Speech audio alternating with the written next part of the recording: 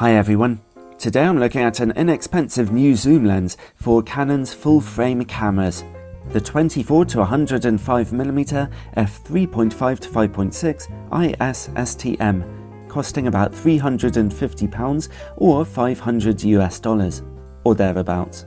Over recent years, the price of full-frame digital cameras has been dropping to the point where mortal human beings like me can actually afford them. Correspondingly, Canon have clearly decided to release a new kit lens to go with them, which is a bit more affordable than the older 24-105mm f4L lens, while also featuring Canon's new STM autofocus motor.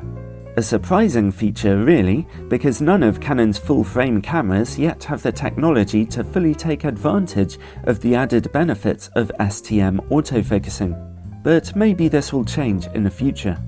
The focal range of 24-105mm is very nice if you're using a full-frame camera.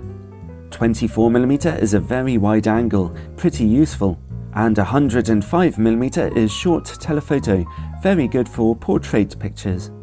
While it's no super zoom lens, 24-105mm should cover your everyday needs very nicely. If you're using an APS-C camera, however, 24-105mm is slightly awkward because 24mm isn't a particularly wide angle on APS-C, so you won't be getting any really wide-angle pictures. You'd be much better off with Canon's 18-135mm STM lens instead, which has a far better zoom range. The issue with this lens is that its maximum aperture darkens as you zoom in from f3.5 to f5.6. That's actually quite a dark aperture, so you'll be dealing with slow shutter speeds here and not very out of focus backgrounds. That's the price you pay for getting a cheaper lens. A nice feature is this lens's image stabilization. It's extremely effective. Here's some footage with it turned off and now turned on. The stabilization holds your image very still indeed, and it pans and tilts very smoothly, which is great if you're doing video work. It also works silently, so overall it's a pretty fantastic implementation. Well, let's take a closer look at its build quality.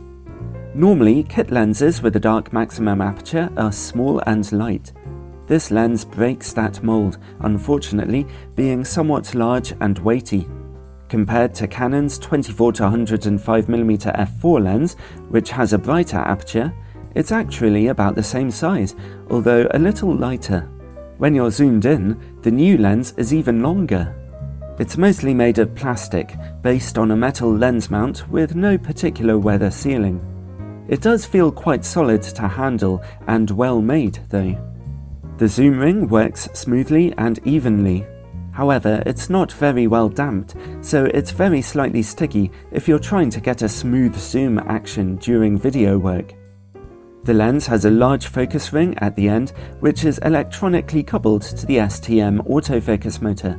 It's very precise and responsive for manual focus, and you can safely turn that focus ring at any time. When it comes to autofocus, the STM motor is completely silent and quite fast and quite accurate. STM autofocusing is especially useful on Canon's newest cameras, which use it very efficiently in live view mode. Overall, the lens is built nicely and it functions extremely well, but I'm disappointed by its surprisingly large size considering its dark maximum aperture. Let's look at image quality. We'll start by testing it on a full camera, Canon's 20MP Canon 6D. These shots are all taken without chromatic aberration correction or peripheral illumination, so no corrections. At 24mm and f3.5, the lens is pretty sharp in the middle of its images with average contrast levels. We can see that the corners of the image are a little softer, but not exactly bad. Also, there isn't much in the way of chromatic aberration. Stop down to f5.6 and we see quite decent sharpness and brightness in those corners, and there's a further tiny improvement when you stop down to f8. The lens remains very sharp in the middle of your images, so there are no real problems at 24mm. Let's zoom in to 50mm. The maximum aperture here has already darkened to f5, but it's good to see that the picture quality in the middle is still nice and sharp. Let's look in the corners. They're definitely softer but still usable. Stop the aperture down to f8 or f11 for a nice improvement in resolution there. Finally, let's zoom in to 105mm. At that dark maximum aperture of f5.6, the lens is reasonably sharp in the middle, although other lenses can definitely resolve more detail than this. Again, the corners are noticeably softer, and we are seeing a little chromatic aberration at 105mm. Stop that aperture down to f8 and there's a noticeable improvement, although the lens never gets really sharp. The middle of the image, however, looks much sharper at f8. Well, overall, the 24 to 105mm STM lens gives an evenly good performance on a full-frame camera, although it's never particularly sharp, especially in its corners. It's not an inspiring lens, but it gets the job done. Let's look at the situation on an APS-C camera. At f3.5 and 24mm, the lens is not particularly sharp in the middle of the image, and contrast levels are a bit weak. The image is slightly softer again in the corners, and we can see some chromatic aberration on contrasting edges too. Stop down to f5.6 and further down to f8 for some slight improvement in the edges and good image quality in the middle. Not inspiring.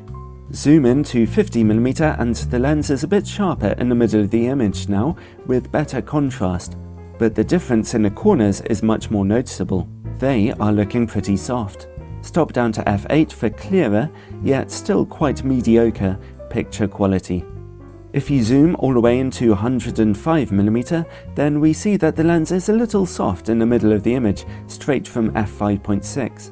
And the corners are even worse, with some extra chromatic aberration creeping in. There's a noticeable improvement at f8 from the corners back into the middle, but it's still nothing to write home about. Overall, if you have an APS-C camera, then it's worth avoiding this lens really. It's not particularly sharp, it's quite uninspiring. Let's take a look at distortion and vignetting on a full-frame camera now. At 24mm we see very strong barrel distortion, which is normal for this type of lens. With the aperture wide open at f3.5, there's rather heavy vignetting or darkness in the corners. Turn on peripheral illumination on your camera, or stop down to f5.6 to make this go away. To make the distortion go away, zoom in to 35mm. However, zoom in any further than that and you'll be getting some pincushion distortion, although admittedly it's nothing too bad. Corners are a bit dark at f5.6, but stop down to f8 for even illumination. So we're dealing with completely average levels of distortion and vignetting for a zoom lens here, no pleasant surprises, unfortunately. This lens can focus as closely as 38cm, which is pretty good for getting shots of smaller subjects. At f5.6, close-up picture quality is a little soft, with heavy purple fringing. Stop down to f8 for a cleaner, yet still not very sharp, picture. Let's see how the lens performs against bright lights. It's a reasonably good show. We see only a few flecks of flaring, and not too much of a loss in contrast. Not bad. Finally, let's look at bokeh. As I've mentioned, this lens does not easily give you out-of-focus backgrounds. When you can get things out of focus, the bokeh is quite neutral, not particularly smooth, but there's no ugly highlighting or anything else that's offensive. Overall, this was a slightly boring review for me to make because this lens's performance is the definition of average. Nothing bad, nothing special. It's rather utilitarian. Now, a lot of people may be asking, should I get this new STM lens or save up a little more money for the older f4L lens equivalent? Let's see. Both lenses are quite sharp, although the L lens is noticeably sharper, especially when you're zoomed in to 105mm. The L lens has nicer bokeh, as well as giving you more out-of-focus backgrounds overall. The L lens has nicer, tougher build quality and better weather sealing.